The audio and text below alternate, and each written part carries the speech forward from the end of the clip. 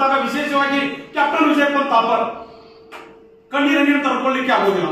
ಹುಡುಗ ಒಂದು ಪತ್ರ ಬರೀತಾನೆ, ಕಾರ್ಗಿಲ್ ಯುದ್ಧಕ್ಕೆ ಹೋಗ್ತಿರ್ಬೇಕಾದ್ರೆ ಅಪ್ಪನಿಗೆ ಒಂದು ಪತ್ರ ಬರೀತಾನೆ, ಪ್ರೀತಿ ಅಪ್ಪಾಜಿ ನೀವೇನಾದ್ರೂ ಸಾಧನೆ ಮಾಡಬೇಕು, ನನ್ನ ಮಗ ವಿಜಯ್ ಸಾಧನೆ ಮಾಡಬೇಕು ಅಂತ ಹೇಳಿ ಕೇಳ್ತಿದ್ರಲ್ಲ, ಇವತ್ತು ಆ ಸಾಧನೆ ಮಾಡಕ್ಕೆ ನಾನು ಮಟ್ಟಿದ್ದೀನಿ ಅಂತ ಹೇಳಿ ಪತ್ರದಲ್ಲಿ ಬರೀತಾನೆ. ನೀವು ಯಾವುದನ್ನ ಬಯಸಿದ್ರಲ್ಲ ನಿಮ್ಮ ವಿಜಯದಿಂದ, ಆ ಸಾಧನೆ ಮಾಡ್ಲಿಕ್ಕೆ ಇವತ್ತು ನಿಮ್ಮ ವಿಜಯ್ ಹೋಗ್ತಿದ್ದಾನೆ. ದಯವಿಟ್ಟು ಅಮ್ಮನಿಗೆ ಒಂದ್ಸಲ ಹೇಳ್ಬಿಡು, ಅಪ್ಪನಿಗೆ ಹೇಳ್ತಾನೆ, ಅಮ್ಮನಿಗೆ ಒಂದ್ಸಲ ಹೇಳ್ಬಿಡು, ಸಣ್ಣವನಿದ್ದಾಗ ಸಾಕಷ್ಟು ತುಂಟಾಟ ಮಾಡಿದ್ದೀನಿ, ಹೊಡೆದಿದ್ದೀನಿ, ಬಡ್ದಿದ್ದೀನಿ, ಊಟ ಮಾಡುತ್ತಿರ್ಬೇಕಾದ್ರೆ ಬೈದಿದ್ದೀನಿ, ಒದ್ದಿದ್ದೀನಿ, ದಯವಿಟ್ಟು ಅಮ್ಮನಿಗೆ ಒಂದ್ಸಾರಿ ನನಗೆ ಕ್ಷಮಿಸ್ಬಿಡ್ಲಿಕ್ಕೆ ಹೇಳ್ತೀಯ ಅಪ್ಪ ಅಂತ ಕೇಳ್ತಾನಂತೆ. ಮುಂದುವರೆದ ಅದೇ ಪತ್ರದಲ್ಲಿ ಹೇಳ್ತಾನೆ, ಇದ್ದಂತ ತಂಗಿಗೆ ಹೇಳ್ಬಿಡು, ಈ ಸಾರಿ ರಾಖಿ ಕಟ್ತಿರ್ಬೇಕಾದ್ರೆ ರಾಖಿ ಕಟ್ತಿರ್ಬೇಕಾದ್ರೆ ಪಕ್ಕದ ಮನೆ ವಿಜಯನಲ್ಲಿ ನಿನ್ನ ವಿಜಯನನ್ನು ಕಂಡು ರಾಖಿಯನ್ನು ಕಟ್ಟಬೇಕು, ದಯವಿಟ್ಟು ರಾಖಿಯನ್ನು ಕಟ್ಟೋದು ನಿಲ್ಲಿಸಬೇಡ ಅಂತೇಳಿ ಈ ಪತ್ರ ನಿಮ್ ಕೈಯಲ್ಲಿ ಇರ್ತಿರ್ಬೇಕಾದ್ರೆ ನಿಮ್ಮ ಮಗ ವಿಜಯ್ ಸ್ವರ್ಗದಲ್ಲಿ ಇರ್ತಾನಪ್ಪ, ಕಾರ್ಗಿಲ್ ಗೆದ್ದಿರ್ತೀವಿ, ಸ್ವರ್ಗದಲ್ಲಿ ಇರ್ತಾನಪ್ಪ ಅಂತ ಹೇಳಿ ಇಂತಿ ನಿಮ್ಮ ವಿಜಯ್ ಅಂತ ಪತ್ರ ಬರೆದಿದ್ದಾರೆ. ಮೇಜರ್ ರಾಜೇಶ್ ಸಿಂಗ್ ಅಧಿಕಾರಿ ಕಾರ್ಗಿಲ್ ಯುದ್ಧದಲ್ಲಿ ಹುತಾತ್ಮರಾಗ್ತಾರೆ. 26 ವರ್ಷ, ಮದುವೆಯಾಗಿ 14 ತಿಂಗಳಾಗಿತ್ತು. ಅವ್ರ ದೇಹ ಮನೆಗೆ ಬಂದಿತ್ತು. ಕಾರ್ಗಿಲ್ ಯುದ್ಧದ ಸಂದರ್ಭದಲ್ಲಿ ದೇಹ ಮನೆಗೆ ಬಂದಿತ್ತು. ದೇಹ ಮನೆಗೆ ಬಂದಾಗ ಮೇಜರ್ ರಾಜೇಶ್ ಸಿಂಗ್ ಅಧಿಕಾರಿ ಹೆಂಡತಿ ಗಂಡನ ದೇಹದಲ್ಲಿ ಪಕ್ಕಕ್ಕೆ ಕೂತ್ಕೊಂಡು ಅಳ್ತಿದ್ಲು.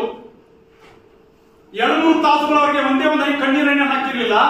ಯಾವಾಗ ಗಂಡನ ದೇಹದ ಪಕ್ಕಕ್ಕೆ ಕುತ್ಕೋತಾರೆ ಅವಾಗ ಕಣ್ಣೀರನ್ನು ಹಾಕ್ಲಿಕ್ಕೆ ಶುರು ಮಾಡ್ತಾರೆ. ಪಕ್ಕದಲ್ಲಿದ್ದಂತ ಪತ್ರಕರ್ತರು ಕೇಳ್ತಾರಂತೆ, ಅಲ್ಲ ತಾಯಿ 2-3 ತಾಸುಗಳವರೆಗೆ ಒಂದೇ ಒಂದಾಗಿ ಕಣ್ಣೀರನ್ನು ಹಾಕಿಲ್ಲ, ನಿಮ್ ಗಂಡನ ದೇಹದ ಪಕ್ಕಕ್ಕೆ ಕುತ್ಕೊಂಡ ನಂತರ ಆ ಪಾಕೆಟ್ ನೋಡಿದ ನಂತರ ಕಣ್ಣೀರನ್ನು ಹಾಕ್ತಿರಲ್ಲ, ಯಾವ ಕಾರಣಕ್ಕಾಗಿ ಕೇಳಿದಾಗ ಹೆಂಡತಿ ಹೇಳ್ತಾರಲ್ಲ, ಸರ್ ನನ್ನ ಗಂಡ ಕಾರ್ಗಿಲ್ ಯುದ್ಧಕ್ಕೆ ಹೋಗ್ತಿರ್ಬೇಕಾದ್ರೆ ಒಂದು ಪತ್ರ ಬರೆದಿದ್ರು. ಆ ಪತ್ರದಲ್ಲಿ ಮೇಜರ್ ರಾಜೇಶ್ ಸಿಂಗ್ ಅಧಿಕಾರಿ ಹೇಳ್ತಾರಂತೆ, ನೀನು ತುಂಬು ಗರ್ಭಿಣಿ ಇರೋದ್ರಿಂದ ನಾಳೆ ನಿನ್ನ ಮಗ ಹುಟ್ಟಬಹುದು ಅಥವಾ ಮಗಳು ಹುಟ್ಟಬಹುದು. ನಾನು ಒಂದ್ ವೇಳೆ ಕಾರ್ಗಿಲ್ ಯುದ್ಧದಲ್ಲಿ ಸತ್ತೋಗ್ಬಿಟ್ರೆ ನಿಮ್ಮಪ್ಪ ಇಲ್ಲೇ ಸತ್ತಿದ್ದು ಅಂತೇಳಿ ಮಗನಿಗೆ ಅಥವಾ ಮಗಳಿಗೆ ತೋರಿಸಿ ನೀನು ಸಾಯಬೇಕು ಅಂತೇಳಿ ಮೇಜರ್ ರಾಜೇಶ್ ಸಿಂಗ್ ಅಧಿಕಾರಿ ಪತ್ರ ಬರೆದಿದ್ರು. ಅದಕ್ಕೆ ಹೆಂಡತಿ ಪ್ರತ್ಯುತ್ತರ ಬರೆದಿದ್ರು, ಕಾರ್ಗಿಲ್ ಗುಡ್ಡವನ್ನು ತೋರಿಸೋದಷ್ಟೇ ಅಲ್ಲ, ನಿಮ್ಮಂತೆ ಸೈನಿಕನನ್ನಾಗಿ ಮಾಡ್ತೀನಿ ಅಂತೇಳಿ ಪತ್ರ ಬರೆದಿದ್ದೆ. ಆ ಪತ್ರವನ್ನ ಓದದೆ ನನ್ನ ಗಂಡ ತಿಳ್ಕೊಂಡ್ಬಿಟ್ನಲ್ಲ, ಆ ನೋವು ನನಗೆ ಕಾಡ್ತಾ ಇದೆ ಅಂತಕ್ಕಂಥ ಮಾತುಗಳನ್ನ ತಾಯಿ ಹೇಳ್ತಾರಲ್ಲ. ಹನುಮಂತಪ್ಪ ಕೊಪ್ಪದವ್ರ ಮನೆಗೆ ಹೋಗಿದ್ವಿ. ಅವ್ರ ಮನೆಗೆ ಹೋದಾಗ ತಾಯಿ ಹೇಳ್ತಾರಲ್ಲ, ಹೆಂಡತಿ ಮಹಾದೇವಿ ಎಂತ ಮಾತು ಹೇಳ್ತಾರ ಅಂತಂದ್ರೆ, ಗಂಡನನ್ನ ಕಳ್ಕೊಂಡು 4-5 ದಿನ ಆಗಿರ್ಲಿಲ್ಲ, ನಮ್ಮ ಮನೆಯಲ್ಲಿ ನಾವು ಯಾರಾದ್ರೂ ಕಳ್ಕೊಂಡ್ಬಿಟ್ರೆ 1 ತಿಂಗಳ ಕಾಲ ನೋವಿನಿಂದ ಹೊರಗೆ ಬರೋದಿಲ್ಲ. ಅಕ್ಕ ಮಾದೇವಿ ಎಂತ ಮಾತು ಹೇಳ್ತಾ ಅಂದ್ರೆ, ಸರ್ಕಾರ ಕೊಟ್ಟಂತ 25 ಲಕ್ಷ ರೂಪಾಯಿ ಹಣವನ್ನು ಬಳಸಿಕೊಂಡು, ಸರ್ಕಾರ ಕೊಟ್ಟಂತ 4 ಎಕರೆ ಭೂಮಿಯನ್ನು ಬಳಸಿಕೊಂಡು 1.5 ವರ್ಷದ ಮಗಳನ್ನ ನನ್ನ ಗಂಡ ಇನ್ನೂ ಸೈನ್ಯಕ್ಕೆ ಕೆಲಸ ಮಾಡಬೇಕಾಗಿತ್ತು, ಆ ಕೆಲಸವನ್ನ ನನ್ನ ಮಗಳ ಕೈಯಿಂದ ಮಾಡಿಸ್ತೀನಿ ಅಂತಕ್ಕಂಥ ಮಾತುಗಳನ್ನ ಹನುಮಂತಪ್ಪ ಕೊಪ್ಪದವ್ರ ಹೆಂಡತಿ ಹೇಳ್ತಾರಲ್ಲ. ಈ ಕಥೆಗಳನ್ನ ಒಳಗೆ ಹಾಕೋಬೇಕಲ್ಲ ನಾವು. ಆದ್ರೆ ಈ ಕಥೆಗಳನ್ನ ಒಳಗೆ ಹಾಕೋಬೇಕಾದಂತ ತರುಣಿಯರು ಇವತ್ತು ನಾವೆಲ್ಲರೂ ರೀಲ್ಸ್ ಬೆನ್ನಂತಿದ್ದೀವಿ. ರೀಲ್ಸ್ ಬೆನ್ನಂತಿ ರಿಯಲ್ ಲೈಫ್ ಅನ್ನ ಹಾಳು ಮಾಡ್ಕೊತಾ ಇದ್ದೀವಿ.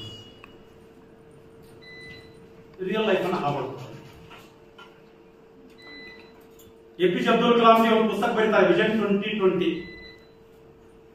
2010 ಬಂದಿದ್ದ ಪುಸ್ತಕ. ಎಂತ ದೂರದೃಷ್ಟಿ ಇತ್ತು ಅಂತಂದ್ರೆ 2026 ನನ್ನ ಭಾರತ ಹಿಂಗಿರುತ್ತೆ ಅಂತೇಳಿ 2010 ಪುಸ್ತಕ ಬರೆದಿರುತ್ತೆ. ಆ ಪುಸ್ತಕದಲ್ಲಿ ಒಂದು ಉದಾಹರಣೆ ಕೊಡ್ತಾರೆ. 2007 ನಡೆದಂತ ಮೊಟ್ಟ ಮೊದಲ ವಿಶ್ವಕಪ್ ಪಂದ್ಯಾವಳಿ 2020 ವಿಶ್ವಕಪ್ ಪಂದ್ಯಾವಳಿಯನ್ನ ಮಹೇಂದ್ರ ಸಿಂಗ್ ಧೋನಿ ನೇತೃತ್ವದ ತಂಡ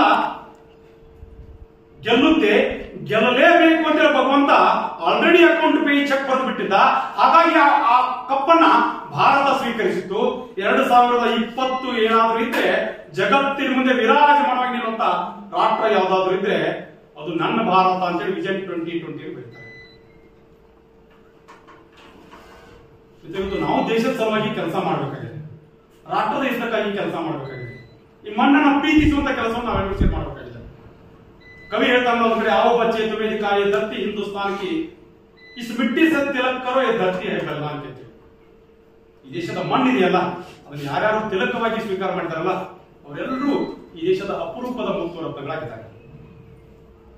ಭಾರತ ಅಂತಂದ್ರೆ ಸುಮ್ಮನೆ ರಾಷ್ಟ್ರ ಅಲ್ಲ. ಈ ದೇಶದ ಮೇಲೆ ಗ್ರೀಕರು ಬಂದ್ರು, ಹೋಂಡ್ರು ಬಂದ್ರು, ಡಚ್ಚರು ಬಂದ್ರು, ಪೋರ್ಚುಗೀಸರು ಬಂದ್ರು, ಸೆಕೆಂಡ್ರು ಬಂದ್ರು, ಮೊಘಲರು ಬಂದ್ರು, ಬ್ರಿಟಿಷರು ಬಂದ್ರು, 4 ಸಲ ಪಾಕಿಸ್ತಾನ ಬಂತು, 1 ಸಲ ಚೀನಾ ಬಂತು.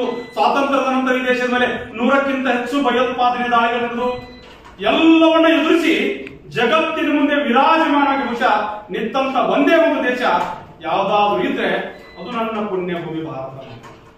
ಜಗತ್ತಿನ ಮುಂದೆ. ಅದಕ್ಕಾಗಿ ಒಂದು ಕಡೆ ವಿವೇಕಾನಂದನ ಯಾವುದೋ ಒಬ್ಬ ವಿದೇಶಿ ಪ್ರಜೆ ಕೇಳ್ತಾನಂತೆ, ಸ್ವಾಮಿ ವಿವೇಕಾನಂದ ಭಾರತದ ಕುರಿತು ಕಲ್ಪನೆ ಕೊಡ್ತಾರಲ್ಲ, ವಿವೇಕಾನಂದ ಎಂತ ಮಾತು ಹೇಳ್ತಾರೆ. ಒಳಗಡೆ ಹೋಗ್ತಿರ್ತಾರೆ ಚಿಕಾಗೋ ಸಮ್ಮೇಳನಕ್ಕೆ ಹೋಗ್ತಿರ್ಬೇಕಾದ್ರೆ ಅಲ್ಲೇ ದ್ವಾರದಲ್ಲಿದ್ದಂತ ಒಬ್ಬ ದ್ವಾರಪಾಲಕ ಸ್ವಾಮಿ ವಿವೇಕಾನಂದರು ಒಳಗಡೆ ಬಿಡೋದಿಲ್ಲ. ನಿಮ್ ದೇಶದಲ್ಲಿ ಮಹಿಳೆಯರನ್ನ ಅತ್ಯಂತ ಕೆಟ್ಟದಾಗಿ ನಡೆಸ್ಕೊತಾರೆ, ಹಾಗಾಗಿ ಸ್ವಾಮೀಜಿ ನಿಮ್ಮನ್ನ ಒಳಗೆ ಬಿಡೋದಿಲ್ಲ ಅಂತಂದಾಗ ವಿವೇಕಾನಂದ ಹೇಳಿದಂತ ಮಾತಿದೆಯಲ್ಲ, ಜಗತ್ತಿನ ಇತಿಹಾಸದ ಪುಟದಲ್ಲಿ ಒಬ್ಳು ಝಾನ್ಸಿ ರಾಣಿ ಲಕ್ಷ್ಮೀಬಾಯಿ ತೋರಿಸ್ಕೊಟ್ಬಿಟ್ರೆ ನಿನ್ನ ಮುಂದೆ ನತಮಸ್ತಕನಾಗಿ ನಿಲ್ತೀನಪ್ಪ. ಜಗತ್ತಿಲ್ಲಿ ಅಂತ ಝಾನ್ಸಿ ರಾಣಿ ಲಕ್ಷ್ಮೀಬಾಯಿಯನ್ನು ಹುಟ್ಟಿಸುವಂತ ದೇಶ ಯಾವ್ದಾದ್ರು ಇದ್ರೆ ಅದು ನನ್ನ ಭಾರತ ಅಂತ ಹೇಳಿ ವಿವೇಕಾನಂದ ಹೇಳ್ತಾರೆ. ಮುಂದುವರೆದ ನಂತರ ವಿವೇಕಾನಂದ ಯಾವುದೋ ವಿದೇಶಿ ಪ್ರಜೆ ಹೇಳ್ತಾರೆ, ಸ್ವಾಮೀಜಿ ನಿಮ್ ತಲೆ ಮೇಲೆ ಪೇಟ ಇದೆ, ಕಾಲಲ್ಲಿ ಬೂಟು ಸರಿ ಕಾಣೋದು ಅಂತಂದಾಗ ವಿವೇಕಾನಂದ ವಿಚಲಿತರಾಗ್ಲಿಲ್ಲ. ವಿವೇಕಾನಂದ ಹೇಳ್ತಾರಲ್ಲ, ಈ ಭಾರತದ ಕುರಿತು ಕಲ್ಪನೆ ಕೊಡ್ತಾರಲ್ಲ, ಜಗತ್ತಿಗೆ ಮುಕುಟಪ್ರಾಯವಾಗಿ ನಿಲ್ಲಬಲ್ಲಂತ ರಾಷ್ಟ್ರದಿಂದ ನಾನು ಬಂದಿದ್ದೀನಿ, ಜಗತ್ತಿಗೆ ವಸುದೇವ ಕುಟುಂಬದ ಕಲ್ಪನೆ ಕೊಟ್ಟಂತ ರಾಷ್ಟ್ರದಿಂದ ನಾನು ಬಂದಿದ್ದೀನಿ, ಜಗತ್ತಿಗೆ ನನ್ನತನ ಕೊಟ್ಟಂತ ರಾಷ್ಟ್ರದಿಂದ ನಾನು ಬಂದಿದ್ದೀನಿ. ಹಾಗಾಗಿ ನನ್ನ ದೇಶದ ಪ್ರತೀಕವಾದಂತಹ ಪೇಟನ ಕೊಟ್ಟಿದ್ದೀನಿ, ನನ್ನ ದೇಶದ ಸಂಸ್ಕೃತಿಯ ಪ್ರತೀಕವಾದಂತ ಅಂಗಿ ತೊಟ್ಟಿದ್ದೀನಿ, ದೋತ್ರ ತೊಟ್ಟಿದ್ದೀನಿ. ಕೆಂಪು ಮುಖದ ಬ್ರಿಟಿಷರು ಉತ್ಪಾದನೆ ಮಾಡಿದಂತ ಬೂಟ್ಗಳಿಗೆ ಎಲ್ಲಿ ಕಿಮ್ಮತ್ತು ಕೊಡಬೇಕೋ ಅಲ್ಲಿ ಹಾಕಿದ್ದೀನಿ. ಬ್ರಿಟಿಷರ ಕಿಮ್ಮತ್ತು ನನ್ನ ಬೂಟಿನ ಸಮಾಜ ಈ ಭಾರತವನ್ನು ಒಳಗೆ ಹಾಕಬೇಕಾಗ್ತದೆ. ಕಾರ್ಗಿಲ್ ಯುದ್ಧದ ಸಂದರ್ಭದಲ್ಲಿ ಇನ್ನೊಬ್ಬ ಯಾವುದೋ ಹುತಾತ್ಮ ಆಗ್ತಾರೆ. ಜೂನ್ 30ನೇ ತಾರೀಕು ಆತನ ಮದುವೆ ಇತ್ತು.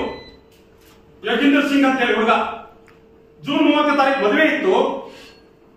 ಆತನ ಗೆಳೆಯ ಜೋಗೇಂದರ್ ಸಿಂಗ್ ಹೇಳ್ತಾನಂತೆ, ಅವ್ರ ಮನೆಗೆ ಫೋನ್ ಮಾಡಿದಂತೆ, ಅಮ್ಮ ಮದುವೆಗೆ ಏನಾದ್ರು ತರಬೇಕಾ ಅಂತ ಕೇಳಿದಂತೆ. ಅಮ್ಮ ಮದುವೆಗೆ ಏನಾದ್ರು ತರಬೇಕಾ ಅಂತ ಕೇಳಿದಾಗ ಆ ತಾಯಿ ಏನೂ ಬೇಡಪ್ಪ, ನೀನ್ ಮದುವೆ ಬಂದ್ರು ಸಾಕು ಅಂತಂದಾಗ, ಇದ್ರ ಜೂನ್ 30ನೇ ತಾರೀಕು ಮದುವೆ ಇತ್ತು. ಮನೆಯ ಹೊರಗಡೆ ಹಂದ್ರ ಹಾಕಿದ್ರು.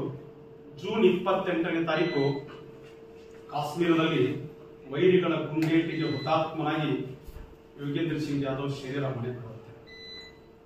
ಆ ತಾಯಿ ಕೇಳ್ತಾಳಂತೆ, ಏನಾದ್ರೂ ತರಬೇಕು ಅಂತ ಹೇಳಿ ಕೇಳ್ತಿದ್ದಲ್ಲ, ನೀ ತಂದಿದ್ದೇನಾ ಅಂತ ಹೇಳ್ತಾರಂತೆ. ಮತ್ತೆ ಕಾರ್ಗಿಲ್ ಯುದ್ಧದ ಸಂದರ್ಭದಲ್ಲಿ ಒಂದಿಷ್ಟು ಘಟನೆಗಳು ನಡೆಯುತ್ತೆ. ಆ ಘಟನೆಗಳು ಒಂದಿಷ್ಟು ತಮ್ಮ ಕಣ್ಣು ತರುವಂತ ಪ್ರಯತ್ನ ಅಷ್ಟೇ. ಮುಂಬೈಯ ರೆಡ್-ಲೈಟ್ ಏರಿಯಾದಲ್ಲಿ ಇರ್ತಕ್ಕಂಥ ತಾಯಂದ್ರು, ದೆಹಲಿಯ ರೆಡ್-ಲೈಟ್ ಏರಿಯಾದಲ್ಲಿ ಇರ್ತಕ್ಕಂಥ ತಾಯಂದ್ರು, ತಮ್ಮ ದೇಹವನ್ನ ಮಾರ್ಕೊಂಡು ಬದುಕುವಂತ ತಾಯಂದ್ರು, ಯಾರು ಇವತ್ತು ಸಮಾಜ ಅವರಿಗೆ ವೈಶ್ಯರು ಅಂತಾರೆ, ಯಾವ ಸಮಾಜ ಇವತ್ತು ಅವರಿಗೆ ನಿಕೃಷ್ಟರು ಅಂತ ಅಂತಾರೋ ಅಂತ ತಾಯಂದ್ರು ತಮ್ಮ ದೇಹವನ್ನ ಮಾರಿಕೊಂಡು ಬಂದಂತ ಒಂದು ದಿನದ ಸಂಪಾದನೆ 30,000 ರೂಪಾಯಿಗಳನ್ನ ಹುತಾತ್ಮರ ನಿಧಿಗೆ ಸಮರ್ಪಣೆ ಮಾಡಿ ಒಂದು ಜೈನ್ ಹೇಳ್ತಾರಲ್ಲ. ಮತ್ತೊಂದು ಹುಡುಗಿ, 13 ವರ್ಷದ ಹುಡುಗಿ, ಮುಂಬೈಯಲ್ಲಿ ಒಂದಿಷ್ಟು ತರುಣರು ಮನೆಗೆ ಹೋಗಿ ಹಣ ಸಂಗ್ರಹ ಮಾಡ್ತಿರ್ಬೇಕಾದ್ರೆ ಒಬ್ಬ ಜವಾಬ್ದಾರಿಯುತ ನಾಗರಿಕನಾಗಿ ಅವರ ಅಪ್ಪ 1,000 ರೂಪಾಯಿ ಡಬ್ಬಿಯಲ್ಲಿ ಹಾಕ್ತಾರಂತೆ.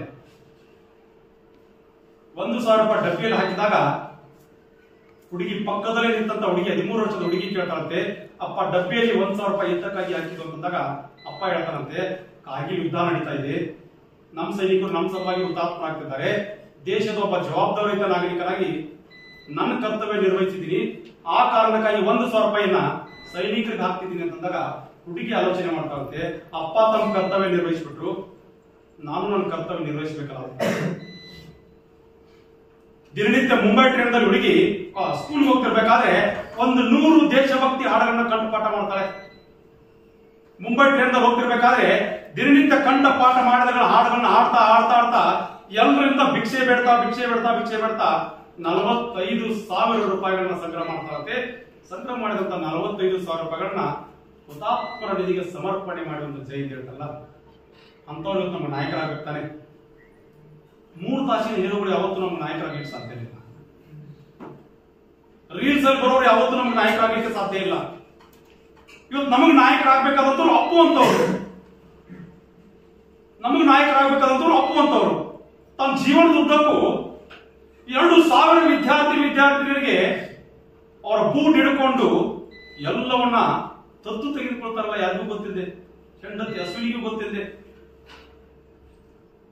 57 ಗೋಶಾಲೆಗಳು ನಡೆಸ್ತಾರಲ್ಲ, 27 ಅನಾಥಾಶ್ರಮಗಳು ನಡೆಸ್ತಾರಲ್ಲ. ನಾವು ಹೀರೋ ಅಂತೇಳಿ ಒಪ್ಕೊಳ್ಳೋದಾದ್ರೆ ಅಂತ ಅಪ್ಪನಂತ ಹೀರೋನ ಒಪ್ಕೋಬೇಕಾಗಿದೆ. ಕಾರ್ಗಿಲ್ ಯುದ್ಧದ ಸಂದರ್ಭದಲ್ಲಿ ಸಾಕಷ್ಟು ಯೋಧರು ತಮ್ಮನ್ನು ತಾವು ಅರ್ಪಣೆ ಮಾಡಿಕೊಂಡು ಹೋಗ್ತಾರೆ. ಅದರಲ್ಲಿ 19 ವರ್ಷದ ಯೋಗೇಂದ್ರ ಸಿಂಗ್ ಯಾದವ್ ಹುತಾತ್ಮರಾಗಲಿಲ್ಲ, ಇನ್ನೂ ಸರ್ವಿಸ್ ನಲ್ಲಿದ್ದಾರೆ.